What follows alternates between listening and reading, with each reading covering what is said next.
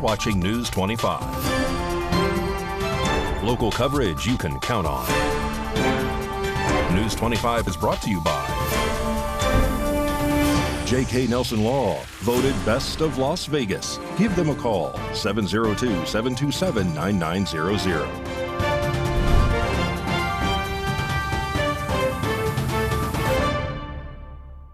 Thank you for joining us here on News 25 and Ace Country Radio and streaming at KPVM.TV and now on Roku devices on this Wednesday, November 6th. I'm Chris Palermo, and here's what's happening. President-elect Donald J. Trump spoke to his supporters just moments after his race to win the seat in the White House was confirmed. In an extraordinary comeback to the Oval Office, Donald Trump has won the 2024 U.S. presidential election, defeating his opponent, Vice President Kamala Harris, by almost 500,000 votes. Trump's victory solidifies a rare comeback to the presidency, cementing his influence on American politics and policy for the second term after a highly polarized campaign. After securing the necessary electoral votes, Trump took the stage in front of a packed crowd of supporters where he expressed his gratitude and optimism for the country's future. Frankly, this was, I believe, the greatest political movement of all time. There's never been anything like this in this country, and maybe beyond. And now it's going to reach a new level of importance because we're going to help our country heal. We're going to help our country heal. We have a country that needs help, and it needs help very badly. We're going to fix our borders. We're going to fix everything about our country. And we made history for a reason tonight, and the reason is going to be just that. A common core of common sense. You know, we're the party of common sense. We want to have borders. We want to have security. We want to have things be good, safe. We want great education. We want a strong and powerful military, and ideally we don't have to use it. You know, we had no wars. 4 years we had no wars, except we defeated ISIS. We defeated ISIS in record time, but we had no wars. They said, he will start a war. I'm not going to start a war. I'm going to stop wars. But this is also a massive victory for democracy and for freedom. Together we're going to unlock America's glorious destiny. We're going to achieve the most incredible future for our people. The task before us will not be easy, but I will bring every ounce of energy, spirit, and fight that I have in my soul to the job that you've entrusted to me. This is a great job. There's no job like this. This is the most important job in the world. Just as I did in my first term, we had a great first term, a great first term. I will govern by a simple motto: promises made, promises kept. We're going to keep our promises. Nothing will stop me from keeping my word to you, the people. We will make America safe, strong, prosperous, powerful, and free again. And I'm asking every citizen all across our land to join me in this noble and righteous endeavor. That's what it is. As outlined in the U.S. Constitution, Trump will be sworn into office on January 20th, 2025. This coming year, January 20th, lands on a Monday. And accepting her presidential loss, Vice President Kamala Harris spoke to her supporters today, asking her voters to persevere and accept the votes. Vice President Kamala Harris delivered her concession speech on Wednesday afternoon at Howard University, the college that she graduated from in 1986 with a Bachelor of Arts degree, acknowledging her defeat in the 2024 presidential election. In her remarks, Harris expressed empathy for the emotions of her supporters while urging the nation to accept the election results. The outcome of this election is not what we wanted, not what we fought for, not what we voted for, but hear me when I say, the light of America's promise will always burn bright. Over the 107 days of this campaign, we have been intentional about building community and building coalitions. bringing people together from every walk of life and background, united by love of country with enthusiasm and joy in our fight for America's future. To the young people who are watching, it is okay to feel sad and disappointed, but please know it's going to be okay. On the campaign, I would often say, when we fight, we win. But here's the thing. Sometimes the fight takes a while. That doesn't mean we won't win. That doesn't mean we won't win. The important thing is don't ever give up. Don't ever give up. Don't ever stop trying to make the world a better place. You have power. You have power. And don't you ever listen when anyone tells you something is impossible because it has never been done before.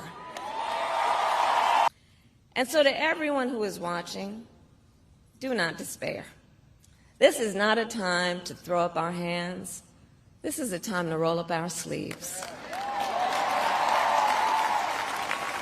This is a time to organize, to mobilize, and to stay engaged for the sake of freedom and justice and the future that we all know we can build together. The vice president's address marked a pivotal movement in the post-election landscape as she encourages her voters to look forward and embrace the future. More news now. Long lines and high voter turnout in Nye and Washoe counties caused delays in Nevada's presidential election, with results not expected until later due to extended voting hours and the processing of late arriving ballots.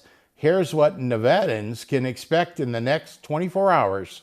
Long lines persisted at several polling locations across Nevada as voters rushed to cast their ballots in the presidential election. In Nye and Washoe counties, voters experienced wait times of up to 3 hours on Tuesday evening, with some locations, including the Bob Rudd Community Center in Pahrump, staying open well past the official 7 p.m. closing time to accommodate those still in line. In Nye County, the last vote was cast at 9:32 p.m., and Washoe County saw the final ballot at around 9:45 p.m. Election officials noted that delays were caused by high voter turnout, including a large number of same-day registrations. The heavy turnout caused delays in the release of election results. Statewide, election officials emphasized that no results would be released until every voter in line by 7 p.m. had the chance to cast their ballot. Some locations, such as the University of Nevada, Reno, reported waits extending beyond 9 p.m. In Nye County, only 3 voting machines were in use at the Pahrump location, which contributed to the long lines. The county had also seen an influx of nearly 1,600 voters at the Bob Rudd Community Center, with 76% of registered voters casting their ballots by late afternoon. While more than 1.2 million votes had been reported, additional votes were expected to be counted in the coming days, particularly as mail-in ballots and late arriving ballots postmarked by Election Day continue to be processed. In the meantime, local and state election officials continued to monitor the situation, and election observers from the ACLU noted that long lines and delays were largely due to insufficient staffing and equipment at some rural polling sites. Frustrations over the delays, many voters expressed their determination to participate in the election, and officials assured the public that every vote would be counted. More local stories and our election coverage coming up. You're watching News 25.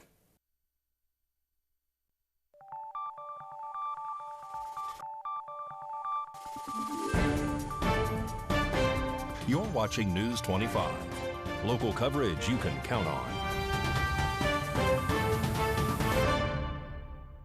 And welcome back to News 25. I'm Chris Palermo. Last night, Las Vegas was home to an array of local, state, and federal election night watch parties across the city. Our News 25 Las Vegas correspondent, Maria Centers, now joins us from the Ahern Luxury Boutique Hotel that served as the venue for the NVGOP's premier campaign event. Here in our sizzling swing state city, the Nevada GOP hosted an official Republican presidential election night watch party just off the Strip.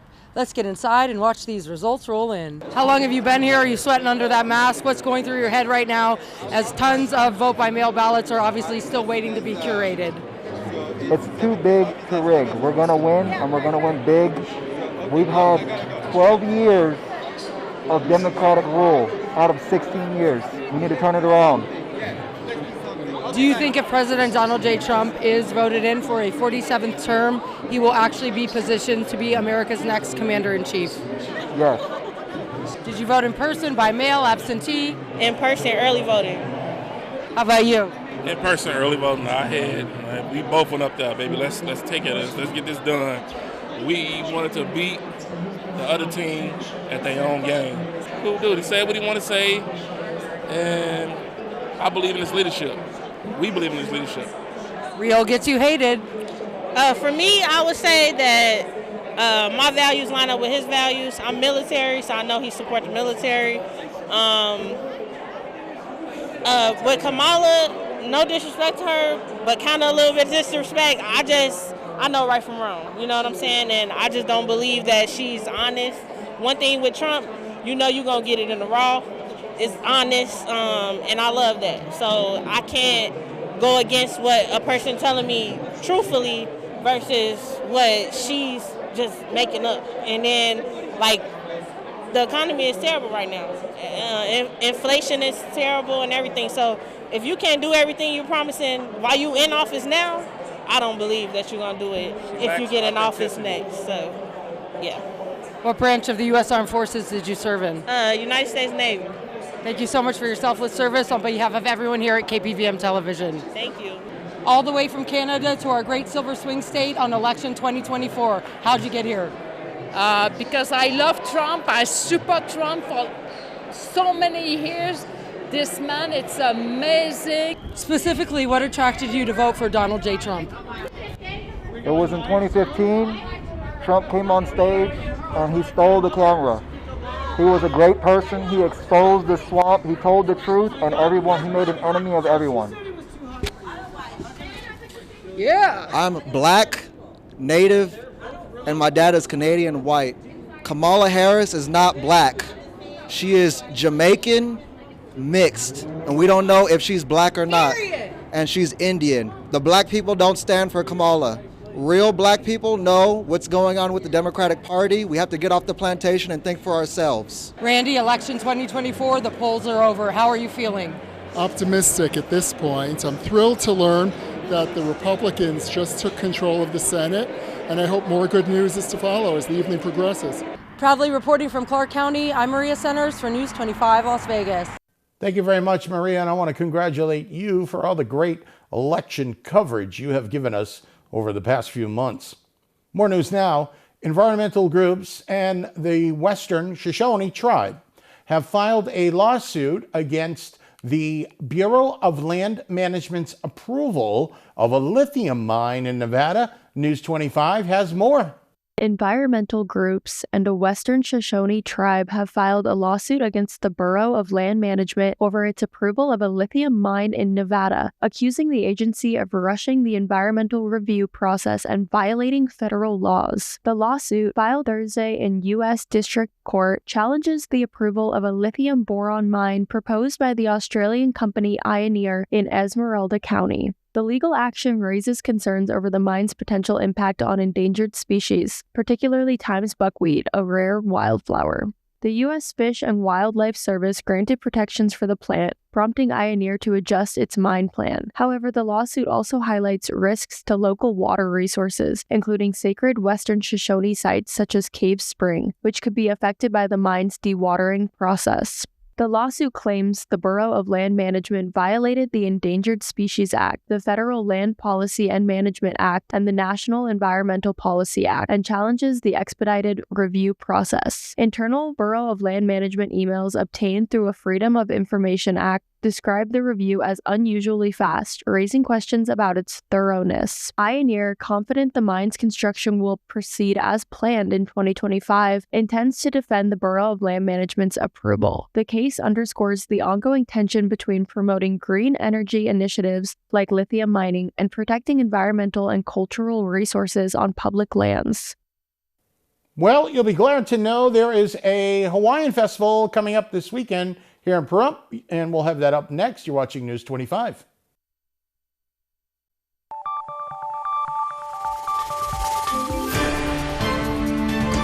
You're watching News 25. Local coverage you can count on. News 25 is brought to you by Mountain West Lawyer, Injury Attorneys, 727-9500.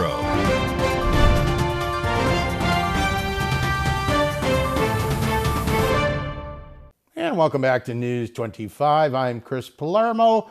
There is a Hawaiian festival planned for this weekend here in Pahrump. And News 25 caught up with the guys who put it all together.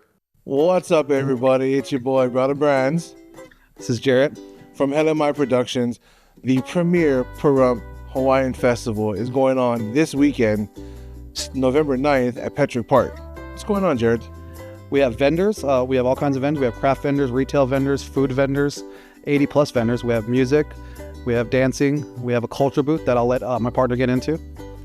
So if you've ever wondered about the Hawaiian culture or you were curious about the Hawaiian culture, this is your opportunity to learn about it firsthand from our native culture people.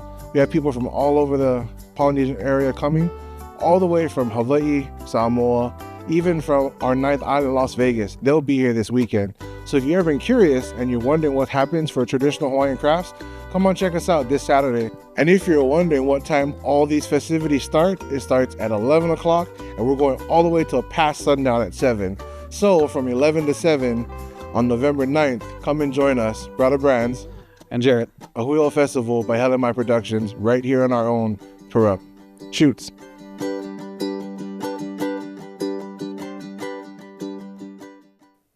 Looks like a good time. And well, in sports, they're already thinking spring. Tickets for the Las Vegas Aviators games are going on sale soon. That and more. Mikey has your look at sports.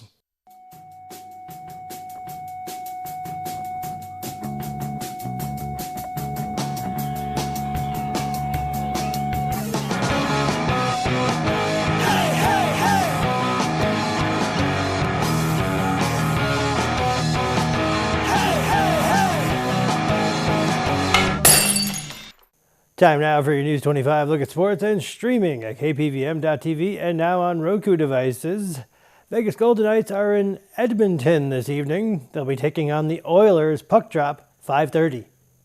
The Golden Knights will celebrate Maverick's birthday at home on Sunday, November 17th. Fans in attendance at the game against the Washington Capitals will get a special gift to celebrate the occasion, a Maverick bobblehead. Maverick is a yellow Labrador Retriever who was named the team dog in January and will be with the Knights for 16 to 18 months as he undergoes training to become a service animal. Individual game tickets for the Las Vegas Aviators for the 2025 season are now on sale. The team's opening series against the Reno Aces is on Friday, March 28th. And Friday. Pahrump Valley Trojan football will take on Slam Academy in round 2 of the playoffs. And that's your look at sports on News 25. News 25 Weather Cam is brought to you by Lerner and Rowe Injury Attorney's Office in Pahrump. In a wreck, need a check? Call 702-877-1500. That is the Lerner and Rowe Weather Cam, shooting right outside of our studios here in Pahrump into Mount Charleston. You see the wind has picked up. There is a freeze warning until tomorrow morning. That means cover your outdoor plants, outdoor plumbing, and maybe even cover your head.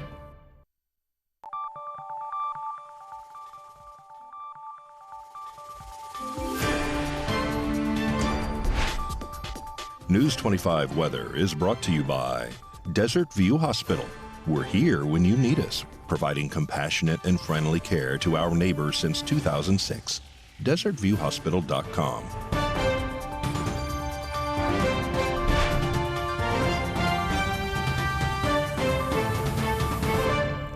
Good evening, Nevada. I'm Kaylee Bentler in the News 25 Weather Studios. Let's check out our regional weather. Up in Fernley, we saw 47, 48 in Fallon, 45 in Carson City, 43 in Tonopah, 44 in Goldfield, 57 in Beatty, 62 Amargosa, 61 Las Vegas, and 72 Death Valley. But over in our paradise of Pahrump, currently at 55 degrees and clear skies. We saw a high of 60. Winds in the north, 15 miles per hour, humidity 14%, and the sun rose at 6:12, and it is already gone. It went away at 4:42 p.m. Expect humidity at 22%. Winds in the northeast, 15 miles per hour with a low of 35. We do have a freeze warning going on 10 a.m. to 10 p.m. to 8 a.m. tomorrow morning. Look for 64-degree weather tomorrow with the sun shining. We go back up to the upper 60s for the weekend, 67, 70, and 71 respectively. We got clouds rolling in on Sunday. And then we're dropping back down, but not too much. Sunshine Tuesday and Wednesday at 66 degrees. Weather twins. And that is your look at the weather. Back to the desk. Here's Chris. Thank you very much, Kaylee. That weather getting us over the hump on the way to the weekend, and it's looking pretty good. That'll just about do it for all of us here tonight. I'm Chris Palermo. Make it a great night.